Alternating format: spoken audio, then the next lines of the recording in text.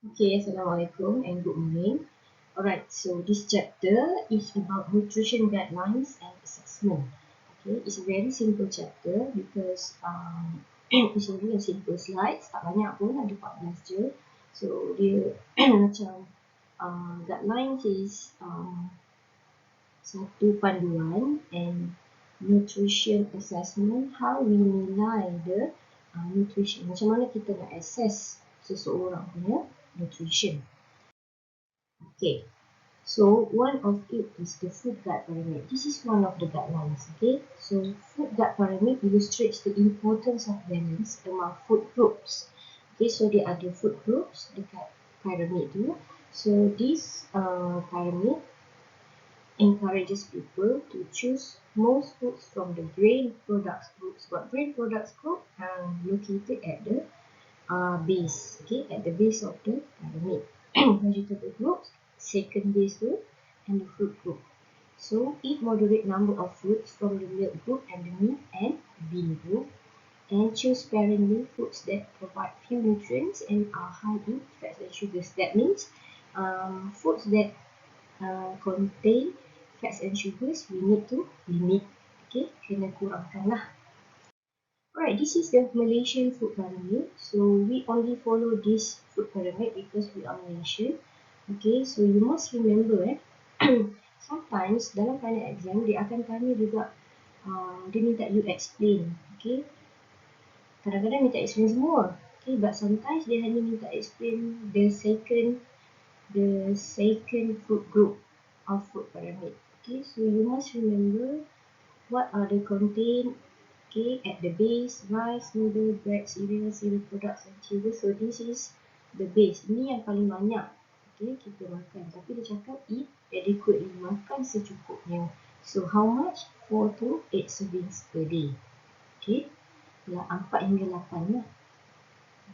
Kalau you tak makan nasi, you boleh gantikan dengan bihun, pasta, okay, bread, flour, tepung, okay, bahan berasaskan gandum. Right, next, eat plenty. Eat plenty ni dia terbahagi kepada dua, divided into 2. Vegetables kena banyak sikit, 3 servings. Okay, fruit 2 servings. So macam mana nak tahu servings tu? Masa you buat food diary tu, sebenarnya you dah automatically belajar how much is one serving. So kalau fruits 2 serving, maksudnya sebiji buah apple yang size medium tu, itu dikira sebagai 1 serving. So sepatutnya satu hari kena makan 2 serving of fruit kan. Kita ambil, let's say you makan lunch and then you eat fruit 1 serving and then you dinner 1 fruit. Tapi saya rasa ramai je yang tak cukup servings of fruits tu dengan vegetable. So piramid you all tu biasanya dia jadi curve kat tengah. Okay, dia lebih pula yang dekat atas tu milk. Bukan milk product, fish, poultry, meat and legumes tu yang banyak. Okay, itu masalah orang Malaysia sekarang ni. So actually, if you follow this Malaysian food pyramid, you boleh maintain you punya berat badan and also you can actually reduce your body weight. Follow je betul-betul pyramid ni.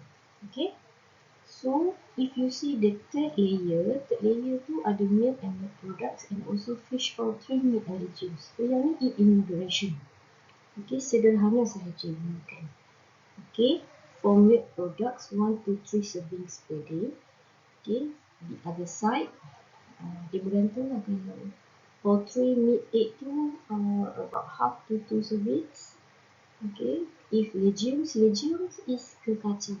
Okay, half to 1 serving. Right, yang paling sikit kena makan, eat less. Okay, the group from fat, oil, sugar and salt. Sikit sahaja. Alright, this is another pyramid, tapi ini adalah physical activity pyramid. Okay, dia hanya bagi suggestion sahaja. So, dia cakap be physically active every day. Buatlah apa-apa pun. Okay, playing, swimming, biking, climbing, lots of stairs. Kalau rumah ada tangga tu, naiklah 100 kali. Okay, eat more from some food groups than others. Okay, you tengok kat sini dia bagi color orange is grains, okay, hijau vegetables, fruits. So yang paling sikit adalah yellow. Okay, make sure you sikitkan bahagian yang all ni. Right, every color every day. So you gonna include all the colors lah. Okay, all the food groups every day. And then choose healthier foods from each food. You tengok yang mana yang lebih sihat, so you lebihkan yang tu. So vegetable and fruits more healthier, lebihkan these two food groups. Alright, so you tengok RDA, AI, UL. Okay, selalu saya sebut dalam slide, tapi you tahu tak actually what is RDA? Okay, RDA ni adalah recommended dietary allowances. Okay, they are designed to provide guidelines. Adalah satu panduan, okay, for the consumption of specific essential nutrients for different gender and age group and for reproductive conditions. So sebab tu kalau you tengok RNI kita, RNI Malaysia, okay, recommended nutrient intake, dia dah ada daripada baby, siapa, apa, how much kena makan, kalau vitamin A banyak mana, kalau fat, protein, karbohidrat banyak mana. Dan dia bahagi pula by gender, male and female pun tak sama, age group pun tak sama. Okay, and then RDA ni dia expanded into DRI. Okay, DRI is dietary reference. Ini adalah reference untuk dia buat RDA. Okay, contohnya ada EAR, Estimate Average Requirements, AI, Adequate Intakes, and UM, Tolerable Upper Intake Limits. Okay, right. RDA ni usually kita guna dia sebagai average daily. Okay, purata lah banyak mana untuk satu hari kita ambil. Okay, that is sufficient. Yang mencukupi to meet the nutrient requirements of nearly all healthy individuals. Okay, so kalau EAR pula, Estimate Average Requirements, nutrient intake value that is estimated to meet the requirement of only half the healthy individual. Okay, dia cuma agak-agak tapi hanya meet the half the healthy individuals. Okay, usually kita guna EAR ni untuk set the RDA sebab EAR ni hanya separuh. So kalau RDA ni dia sufficient to meet all healthy.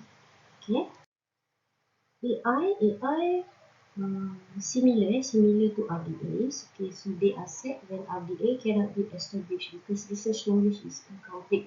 Ini contohnya dia tak ada RDA untuk berapa banyak kena ambil selenium, berapa banyak kena ambil. Contoh satu lagi chromium. So dia akan pakai AI, adequate intake, hanya jumlah yang mencukupi sahaja. Okay, disebabkan research yang tak complete. Okay, UL, tolerable upper intake limits.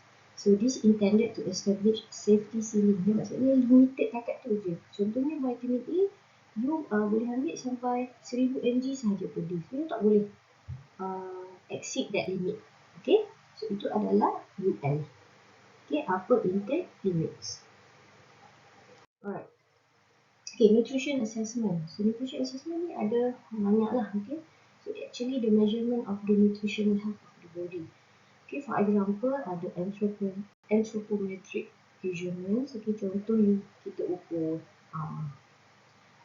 pinggang, ukur waist to hip ratio tu. Okay, ambil berat, ambil tinggi, BMI. Okay, biochemical test. Ni biasanya masuk lab ambil darah, biochemical test, clinical observations, dietary intake. Okay, manalah medical histories, socio-economic factors. So, semua ni adalah related to nutrition assessment. Okay, this is one of the nutrition assessment method. Ini adalah yang paling simple sekali, BMI. So, semua orang tahu how to calculate the BMI. Okay, the formula is weight in kilogram divided into height times height, meter times meter. Okay, so you mesti convert kepada meter. Kalau tinggi tu dalam cm, so you must convert to meter first, baru you boleh you use this formula to calculate the BMI. Okay, so dia punya formula dia akan, dia punya unit dia akan jadi kg/m square. Sebab m tu 2 kali yang darab, so m tu akan jadi square 2. Okay, this is the weight classification and also the kita panggil norms. Kalau underweight berapa dia punya BMI dia less 18.5. Okay, risk of comorbidities ni maksudnya risiko untuk dapat penyakit ataupun risiko untuk lead kepada kematian. So kalau you berat, okay, sampai ke tahap obesity class 3, you punya risk of comorbidities very severe. Okay, so BMI more than 40 kg, kgm square ni sangat-sangat bahayalah. Okay. Alright, this is the example how to calculate the BMI. Okay, please remember, tolong tahu dan ambil tahu macam mana nak kira BMI sebab ini memang akan ditanya. Okay. So, senang je. Kalau berat dia 80 kg, so yang ni dia bagi NCM kan, dia convert balik pada meter. So 1.75 times 1.75 ni bahagi So you will get 26 kg m square. Ingat unit dia. So dia adalah overweight. Ronaldo ni sebenarnya overweight, tapi kita tak boleh kata dia overweight sebab dia adalah atlet. Sebab atlet dia tak sama. Okay, atlet dia tak kira BMI ni, body mass index ni. Kalau ini hanya sesuai untuk sedentary people sahaja, yang bukan atlet. Okay. Alright, these are other nutrition assessment methods. Biochemical test ini contohnya dia bagi example, ambil urine. Okay. Contoh dia bagi kat sini, low albumin dalam urine indicates low protein intake. Okay. Kalau high albumin indicates high protein intake. So this is one example of biochemical test. Clinical observation ni dia jumpa doktor tu akan scan, tengok dari segi luaran dia. Okay, for example, found cracking at the corners of the mouth. Okay, so maksudnya dia punya budak tu maybe, okay, riboflavin dia, B6 dia ataupun niacin dia kurang. Okay. Right, other dietary intake assessment, kita ada diet history. Doktor akan tanya apa makan sebelum ni, apa makan 2 hari sebelum ni. Okay. Food record.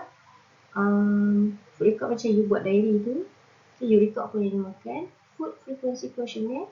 Ini adalah questionnaire yang ada list of food and then you akan tick. You makan nasi kerabu berapa kali seminggu, makan roti canai berapa kali seminggu. Okay. So that is FFQ.